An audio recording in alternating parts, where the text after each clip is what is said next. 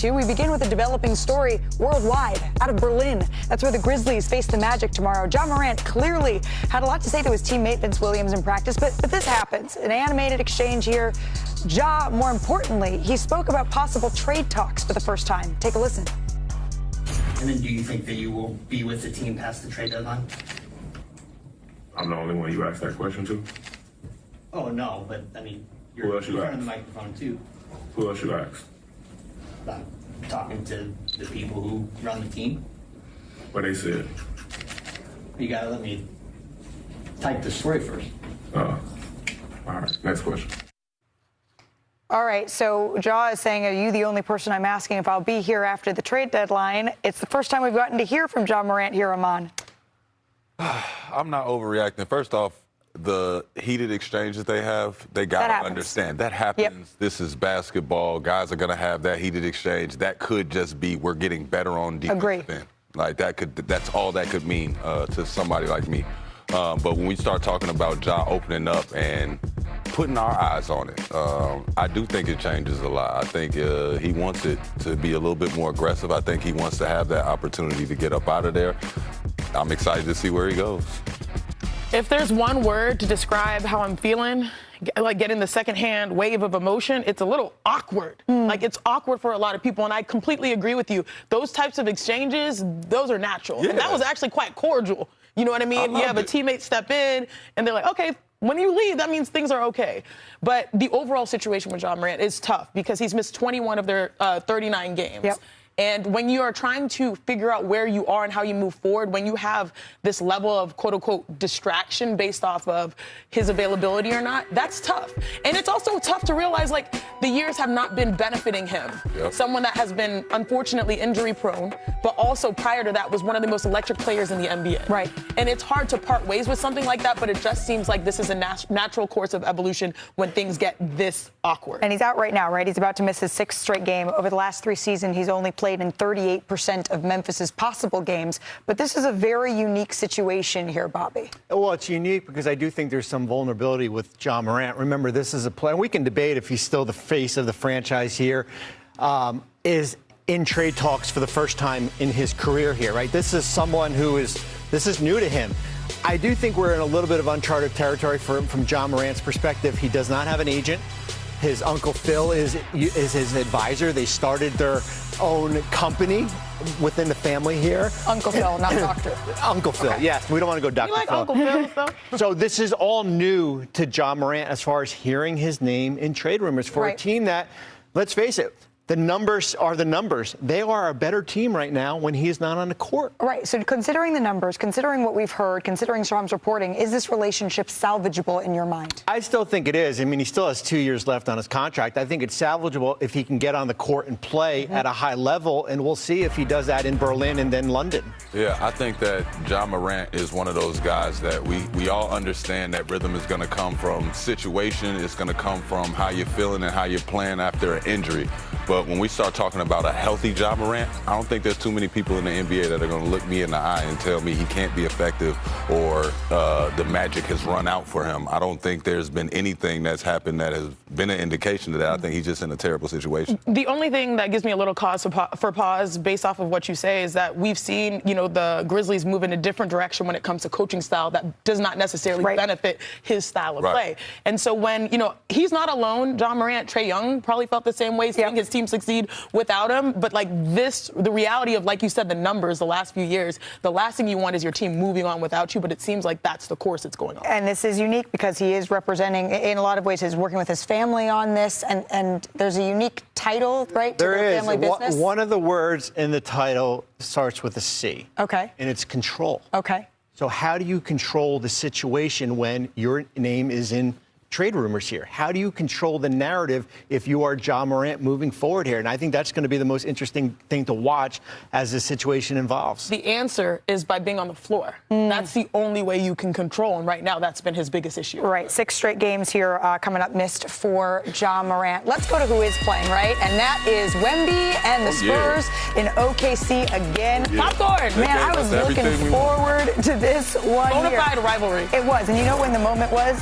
This one right here. From the jump, I was like, they want the smoke. I mean, they're attacking of the basket right here, the arena. You could hear it. I was watching it on a flight. And honestly, everyone was so excited for that one-on-one. It's a cheat code when he can finish with a dunk like that. Wemby making it personal here and then kicking it to Stephon Castle. What?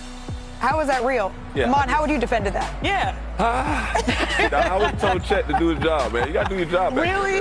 Well, Chet got better as the game went on. Shai Gilgeous-Alexander, I know that they have maybe downplayed this rivalry over time. Their play here, Sinead, told a different story. Absolutely. Shai, you knew it was going to be a matter of time. Did you see that move right there? The between the leg and slow down, hit the brakes, knock down the mid-range. That man is lethal. SGA is cooking, and here's where we see some separation really created. SGA putting De'Aaron Fox in a spin cycle, taking the contact, and banking in I haven't the said shot. this in a while. And one, son. And one, son. SGA gets the ball up top. You knew this was good as soon as it left his hand. Oh, Getting man. hype. Oh, my God. Oh. You don't Put it usually away, see that SGA. from Shai. Don't do Usually that. it's cooler than the other I side love of the it. pillow. Give it to me. Champagny looking for Wemby in the paint. SGA rises up. He said, get The pass that is too long. Team defense. out of Okay, here. I love that. Insane block by SGA. The Thunder take down the Spurs and go on to win 119-98. Here's SGA. We kind of had no choice. We all knew when we woke up this morning. This team had got the better of us the last 2 times we played them. And that doesn't happen to this group. It doesn't happen a lot. I can't remember the last time it's happened. But yeah, uncomfortable feelings and adversity is where you find growth and find who you are. And we showed it tonight. Now it's just about, now from here on, it's just about getting better. Tonight wasn't our Super Bowl. It wasn't anything else in another game on an 82-game season. We got to find ways to get better. We could have did things better tonight, and we'll continue to do so and learn from them. Well, Super Bowl or not, the Thunder, they stepped up on defense Tuesday. They became the first team to hold the Spurs under 100 points a game this season. OKC had 11 blocks in the game after combining for just 12 blocks over their first 3 games against San Antonio. So, Sinead, what happened? Don't you love it when the defending champs get their bark back? Man, that's all. That bark. That's all. All right, time to go shot for shot with some, all right? And the way they did it was by owning the paint on both ends of the floor. I'm going to take the offensive side because it was truly impressive to see how they occupied Victor Wembanyama, the hardest thing to do in the NBA right now. As we head to the breakdown, they occupied Victor Wembanyama. J-Dub did an excellent job at this because Victor's on the weak side. They had multiple ball screens to keep him occupied. Harrison Barnes is here, and because Victor is a step late, that allows the drive to come. The help can't affect that layup or dunk. And J-Dub was very experienced with this. His poise was great, and he finished through the contact and got back on defense. Another play right here. You see multiple screens. Victor's like, hey, get to the corner. Actually, that's my guy. Instead, this allows a little bit confusion. You're not always going to get all the way to the rim. This time, you're smart. You do a pretty little floater. And I want to show you guys the nuances of how they attacked, because look at the difference between layups and dunks versus the Spurs. The first 3 games, J-Dub, he had 13 attempts. He almost made that total on Tuesday night with 10, but his efficiency went up. Layups and dunks, you want to shoot around 60, 70% there. He was at 80%.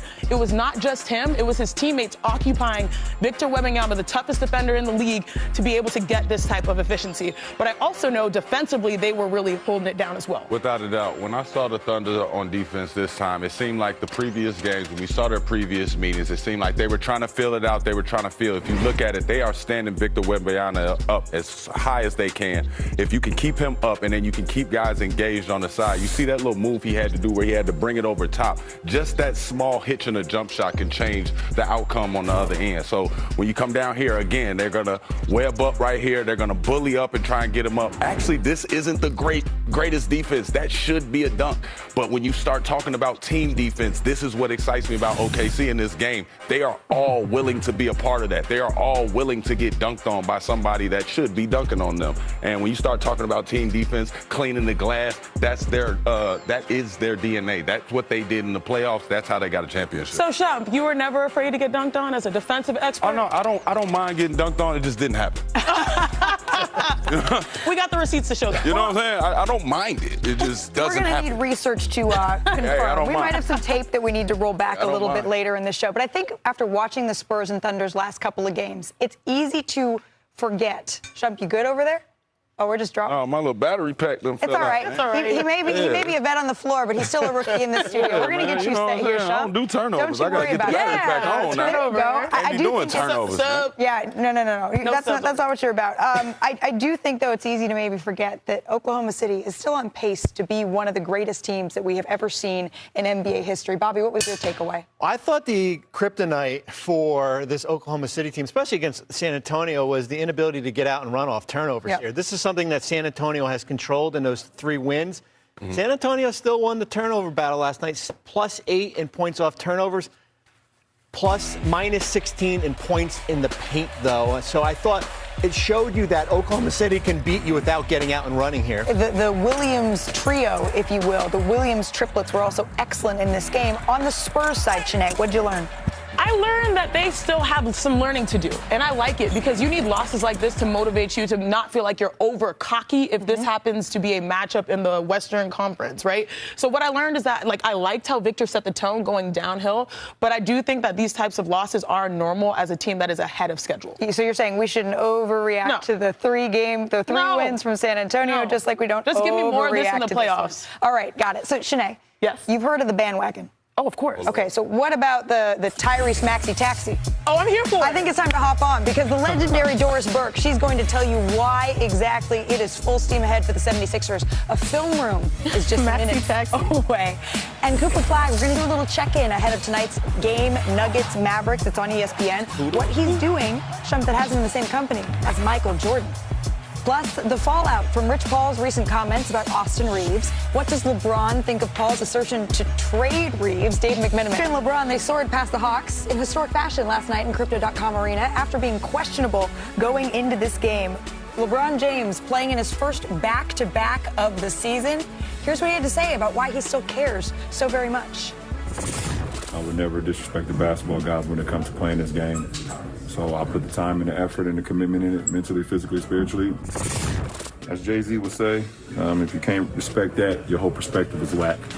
Maybe you love me when I fade to black. I said I was doing something there. Bars. All right. Jalen Johnson was dead serious with that 3-point attempt. Didn't quite get it to go, but then a nice start there. At 41 years old, he is still doing that, Iman? Yeah, I don't know. That boy been working on his hamstrings, man. 'Cause usually grown men like that don't got breaks. Well, he must have heard you also when you were talking on your podcast the other day, because he decided to sit down and play some defense. Luka Doncic, though, getting that 3 to go. Luka, once again, heat check. Oh, absolutely. Like, when he's making faces like this, it's like it's already done for you. By the way, count it. That was a 21-2 run. No pass. You know what I'm saying? I just got to get under there and finish. Have to finish. The Lakers, they are up 81-60 at the half, and so to the third we go. LeBron James hitting that 1-3, extending the lead to 32 points. A little bit of a push here by the Hawks at the end. Outrunning your squad at 41. An exclamation mark from LeBron James. Year 23, and he's still giving us vintage windmill dunks, 31 points, 9 rebounds, 10 assists. Lakers get the win in this one. Yeah, I ain't gonna lie, bro. One of a kind, to be a 23rd season, just to play back-to-back, it costs us everybody, but for him it's probably even more difficult, but he shows how much he cares, so that's big time, and it shows the whole group how much it means to me. All right, Dave McMenamin was at that game. He joins us in studio now. First of all, I just have to know, since you covered him 10 years ago winning a championship, does that make you feel like you've been doing this a long time? Or no, because Bron's still doing it. Bron So is it's like still he doing make it better. There you go. Yeah, he make it better for us. And he's still playing in back-to-back games, Dave. How was he able to do that for the first time in year 23? Yeah, so I had to write it down because he went through his daily routine to get him to the point of being able to play. I don't want to shortchange him. So he gets back from the flight in Sacramento. Okay. Sleeps overnight, wakes up Tuesday morning, cold tub, hyperbaric chamber, takes a nap, then does Normatec on his legs for 45 minutes, pressure sleeves, gets to the arena, activation, stretching, rehab, lifting, pregame meal, looks at Mike Mancias, his longtime trainer. They give each other a nod and say, you know what, I think this is the time we're going to do it. First back-to-back of the season. The Lakers coming off a really bad loss in Sacramento. They lose to a team that was 9-30 coming into the night. It was their third straight loss, 7 out of 11 games. It could have been a moment where this thing, they dig their hole even deeper. Right. J.J. Redick brought the team in for a pregame meeting. They talked about like the pride that they need to display, the joy they need to display, and you saw maybe their best win of the season. The best win of the season, Shanae. The joy was back. Yeah. The joy was absolutely back. But I just want us all to collectively take a breath, take a moment. What we're witnessing for LeBron is not normal. This is not normal. At 41, to outrun your squad, the other squad, your opponents, to dunk consistently, multiple, to pass the level that he has, to have the belief in his teammates that, like, hey, I got you, you got me. It was beautiful basketball. If there was one word to really highlight this beyond LeBron, it was the passing game. It showed the ultimate level of trust that was gone, that was so concerning at the end of last season. Right. Now it seems back in a small way. Yeah. But, of course, like, when I was watching this, I was like, this is so rare. This is so beautiful. LeBron is the blueprint, if he's going to go Jay-Z. He's the blueprint for greatness, and I don't know if it will never be replicated. But because this is the Los Angeles Lakers, it's never just the one game or the one win. All right, let me get off my high horse. There's always something else going chill. on, right? There's always some drama swirling beneath the surface.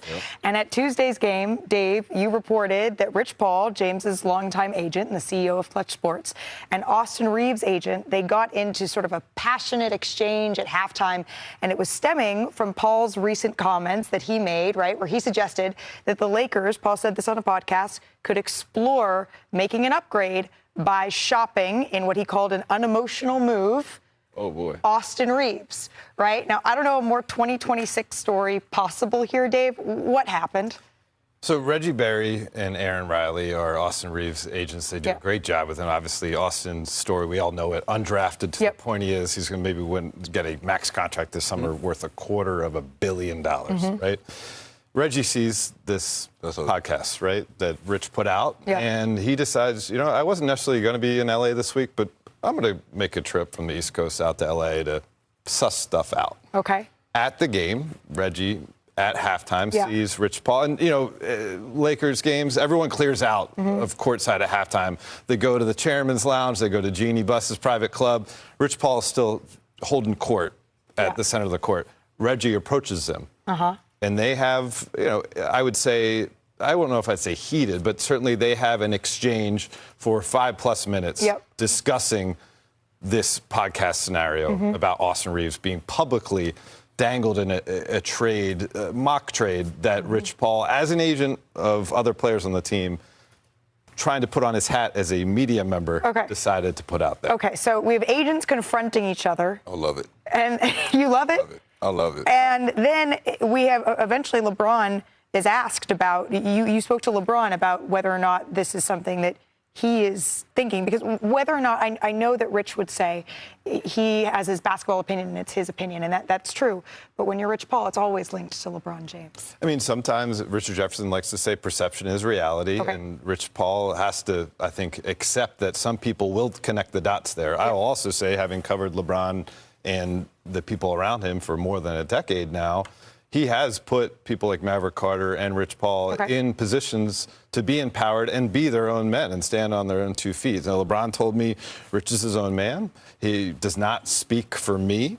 Grown men can say whatever the bleep they want, he told me. And he also said that my relationship with AR, everyone knows what it is. Look at our interaction on the bench. We talk every day. You know, what's known doesn't need to be said type of deal. For sure.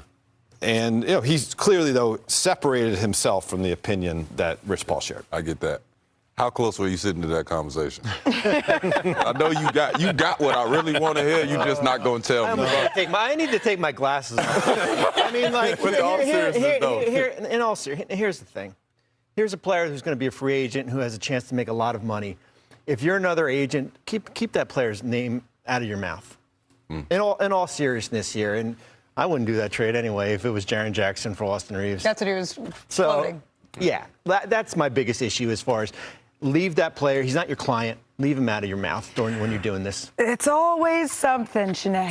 Is it Spider-Man? With great power comes great responsibility.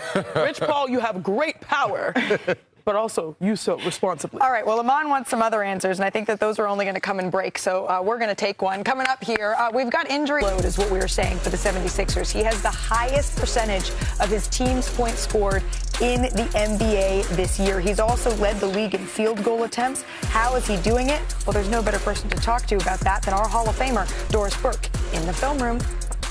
Tyrese Maxey. Hello. In the house, How you doing? Great to see you. Good to see you too. Tyrese Maxey, one of the stars in the NBA. He's got that lightning quick step. Maxey for three. He found the joint. Ridiculous! It's his house. When I consider the first part of your career, you just turned 25, 6 year in. I'm old. Child, please. The one constant, it feels like to me for you, has been change. It's a ever-adapting, ever-changing environment, which is good, though, you know what I'm saying? So then I had to realize to, like, kind of step up and, you know, be a number one option in situations. You were absorbing not only the best defender, but often multiple defenders. And obviously, a lot of losing and some frustration. But how did those hard things get you positioned for what has now been an MVP-type season? I've won my entire life at every single level. So last year was my first time experiencing, like, just losing like that. And it hit me hard, honestly. It was really good for me in the leadership role, number one, just keeping guys together every single day. And then I was just seeing so many different defenses every single night. Once we got to, like, December, January, I really started being successful and kind of manipulating the game. I was getting my teammates involved, and I was, you know, being able to score and do the different things I needed to do.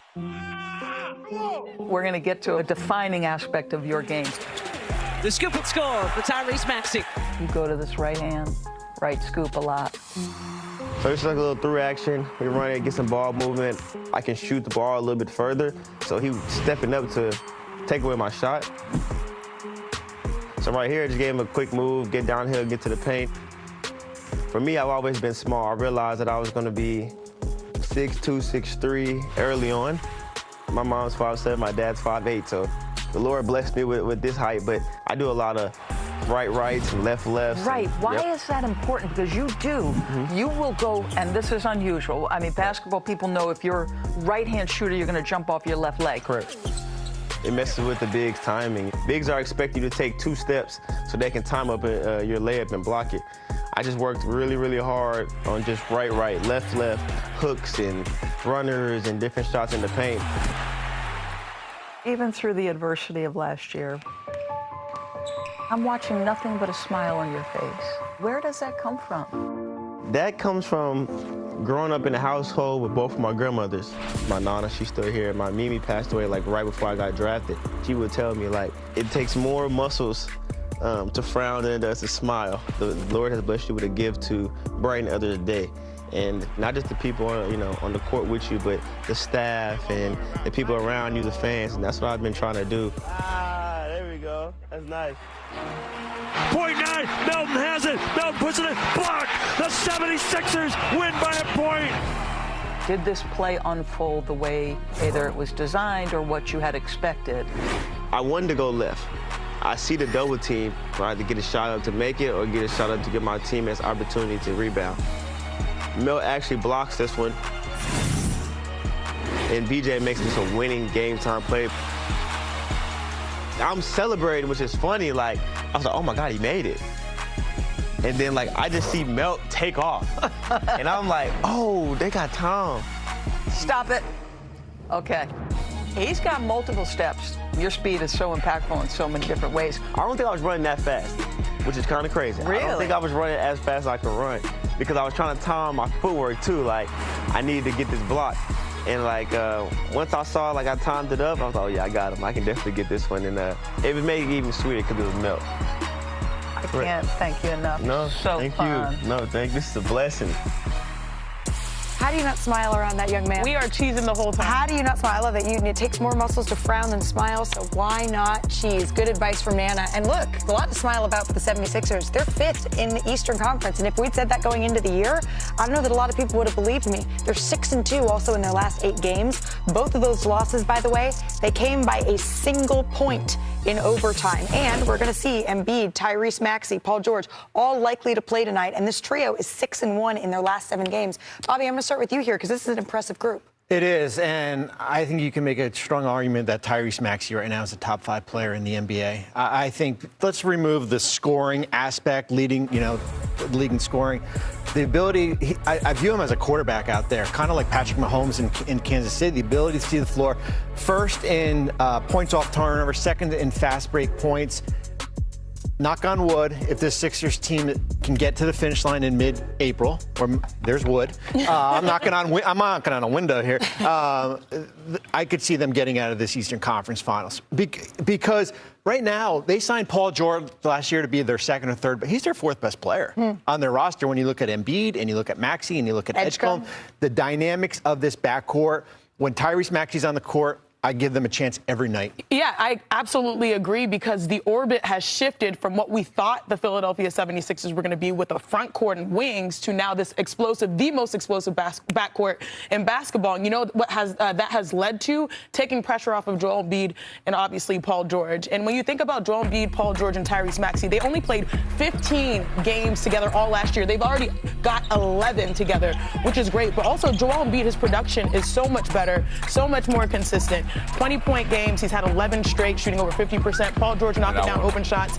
I don't want to say they're role players, but they don't have to do as much, and that's the best position for them. Yeah, I love it because we're getting to see VJ Edgecombe be what we saw from Ja Morant early on in his career. Having fun, always smiling, two-way player, hyper-athletic plays. When you complement that with somebody like Maxey who can control the game down the stretch, because now that you've said that, I am starting to think about it. You talk about a complete player that at the end of the game, you want the decision-making to go through him. He might be top 5 when I think about it. Don't tell me who I would take off my top 5, though. I don't want to hurt feelings. Bobby, if you bottle up what he's done so far this year, it's beyond impressive. Hey, you know what? I think if the Milwaukee Bucks are where the Philadelphia 76ers are, they would feel like they were in a much better place, right? Let's see what happened last night with the shorthanded Bucks facing the Bucks facing a shorthanded Timberwolves squad in Julius Randle and company.